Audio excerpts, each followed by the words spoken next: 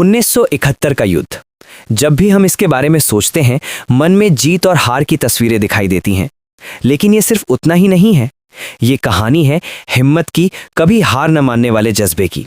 तो चलिए, मैं गणपत सिंह भारती आज आपको इस इतिहास के बारे में बताता हूं। तो सवाल ये उठता है कि क्या कोई जेल सच में ऐसी होती है जिसे तोड़ा ही न जा सके? कि क्या कोई जेल सच में ऐसी हो सकती है जिसे तोड़ा ही ना जा सके? अनब्रेकेबल। हमारी आज की कहानी इतिहास के एक ऐसे ही पल की है जब इसी सवाल को सीधे सीधे चुनौती दी गई थी। तारीख थी 13 अगस्त 1972। जगह पाकिस्तान का रावलपिंडी। रात तूफानी थी और इसी तूफानी रात में एक हाई सिक्योरिटी जेल के अंदर एक ऐसी योजना बन रही थी जो सुनने में ही नामुमकिन लगे। लेकिन देखिए, इस फरारी की कहानी को पूरी तरह समझने के लिए हमें थोड़ा पीछे जाना होगा, ठीक उस जंग के मैदान में जहां से ये सब शुरू हुआ। बात है 3 दिसंबर 1971 की, जब भारत पाक युद्ध शुरू हुआ। हमारे एक पायलट थे दिलीप पारुलकर, इंडियन एयरफोर्स के जांबाज पायलट।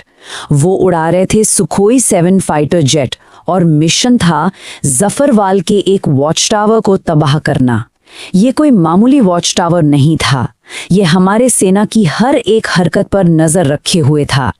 लेकिन मिशन के दौरान 10 दिसंबर को उनके विमान पर एंटी एयरक्राफ्ट गोलियों से हमला हुआ और उन्हें दुश्मन के इलाके में इजेक्ट करना पड़ा। जैसे ही वो पकड़े गए, उन्हें अंधेरी सीलन भरी कोठरी में डाल दिया गया और फिर पूछताछ शुरू की और उन पर बहुत ही ज्यादा दबाव बनाया गया।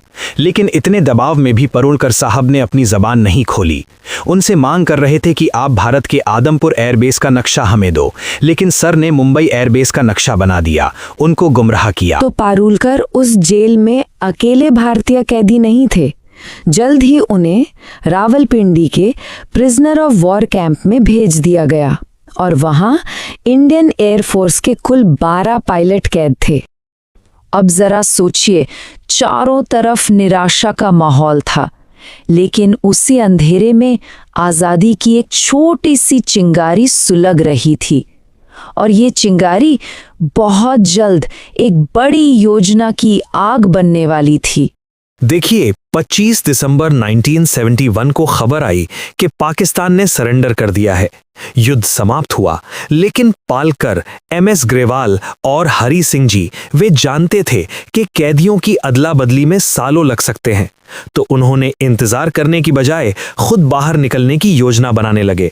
और अब पूरी कहानी आपको हमारे सहपाठी बताएंगे। अपनी आजादी का रास्ता खुद बनाने का फैसला किया और उनकी योजना कमाल की थी, बहुत सोच समझकर बनाई गई थी। सबसे पहले उन्होंने सेल नंबर 4 को चुना क्योंकि वो बाहरी दीवार के सबसे करीब था। फिर उस 18 इंच मोटी दीवार को खोदने का काम शुरू किया। साथ ही जरूरी सामान और भेस बदलने के लिए कपड़े भी तैयार किए। दिशा के लिए एक जुगाड़ वाला कंपास बनाया और सबसे जरूरी बात, उन्होंने भारत की सीमा की तरफ भागने का नहीं सोचा, जहां बहुत ज्यादा पहरा था। उनका लक्ष्य था अफगानिस्तान। और ये सब करने के लिए औजार कहां से आए? यही तो उनकी इंजेन्युइटी दिखती है। एक चुराया हुआ स्क्रू ड्राइवर, एक कैंची, कैसेट प्लेयर का मैग्नेट और सिलाई वाली सुई से कंपास बना लिया। एक एटलस कहीं से जुगाड़ा, जेल के ही दर्जी से पठानी सूट सिलवा लिए ताकि बाहर निकलकर पहचान ना हो, और साथ में सूखे मेवे और कंडेंस्ड मिल्क, मतलब हर छोटी चीज का ध्यान रखा गया। लेकिन इस प्लान में सिर्फ ये 3 लोग नहीं थे, एक चौथा आदमी भी था, विद्याधर शंकर चाटी। ये वो पायलट थे जो उसी सेल नंबर 4 में थे। वो भाग नहीं रहे थे, लेकिन उन्होंने इन तीनों की मदद करने और उन्हें कवर देने का जिम्मा उठाया। मतलब उन्होंने भी अपनी जान दांव पर लगा दी थी। तो अब हम वापस आते हैं उसी 13 अगस्त की तूफानी रात पर। महीनों की जो सीक्रेट तैयारी थी, आज उसे आजमाने का वक्त आ गया था। बाहर मौसम खराब था, तूफान जोरों पर था और यही उनके लिए एक कवर था। उन्होंने दीवार में प्लास्टर की आखिरी परत तोड़ी और फिर एक एक करके उस तंग से छेद से बाहर निकले। ठीक एक सोते हुए गार्ड के पास से रेंगते हुए वो जेल के आंगन में पहुंच गए। अब बस एक आखिरी दीवार थी। उन्होंने अपने कपड़ों को फाड़कर एक रस्सी बनाई और उसी के सहारे कंटीले तारों वाली उस ऊंची दीवार को भी पार कर लिया। वो आजाद थे, जेल की दीवारों से बाहर। लेकिन सफर अभी खत्म नहीं हुआ था, बल्कि असली और सबसे खतरनाक सफर तो अब शुरू हुआ था। तो बाहर निकलकर वो सुबह तक बस से पेशावर पहुंचे। सुबह के 9:30 बजे तक वो लांडी कोटल में थे, जो अफगानिस्तान की सीमा से सिर्फ 5 किलोमीटर दूर था। सिर्फ 5 किलोमीटर। लेकिन यहीं पर एक गलती हो गई। उन्होंने किसी से लांडी खाना रेलवे स्टेशन का रास्ता पूछ लिया। ये वो स्टेशन था जो उनके एटलस में तो था, पर असल में 1932 में ही बंद हो चुका था। जब उनसे पूछा गया कि वो कौन है, तो उन्होंने कहा कि वो पाकिस्तान एयरफोर्स के ऑफिसर हैं। बस सामने वाले अधिकारी को शक हो गया। उसने सीधे रावलपिंडी कैंप में एक फोन घुमाया और उनकी असली पहचान सामने आ गई। तो फरारी नाकाम हो गई। वो फिर से पकड़ लिए गए। लेकिन जैसा मैंने कहा, उनकी हिम्मत की कहानी यहाँ खत्म नहीं होती। भागने की कोशिश की सजा के तौर पर उन्हें 30 दिन के लिए सॉलिटरी कन्फाइनमेंट मतलब काल कोठरी में डाल दिया गया। इसके बाद सभी 12 पायलटों को फैसलाबाद की जेल में शिफ्ट कर दिया गया। लेकिन पर्दे के पीछे भारत और पाकिस्तान के बीच कैदियों की अदला बदली पर बातचीत चल रही थी। और फिर राष्ट्रपति भुट्टो ने सभी भारतीय युद्धबंदियों को रिहा करने का ऐलान कर दिया। और इस ऐलान के पीछे एक बहुत बड़ी वजह थी।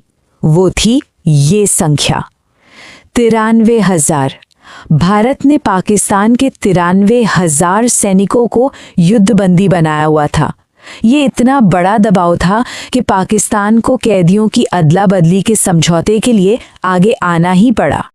और आखिरकार वो दिन आया, दिसंबर 1972। वाघा बॉर्डर पर 1 साल की लंबी कैद के बाद हमारे ये जांबाज पायलट अपने वतन लौटे। और उनका स्वागत किसी हीरो से कम नहीं था। तो क्या टेक अवे है इस पूरी कहानी का? यही कि उनका साहस वाकई उस चट्टान की तरह था जिसे आप कितनी भी गहरी और अंधेरी गुफा में रख दो, वो अपनी कठोरता और अपनी चमक कभी नहीं खोती। इंसान का जज्बा किसी भी दीवार, किसी भी कंटीले तार से कई ज्यादा मजबूत होता है। उनकी ये जो कमाल की यात्रा है, ये हमें एक सवाल के साथ छोड़ जाती है कि असल में कैद और आज़ादी के बीच की सीमा क्या है? क्या वो लोहे की सलाखें और ऊंची दीवारें हैं, या फिर हमारे अपने मन की बनाई हुई सीमाएं?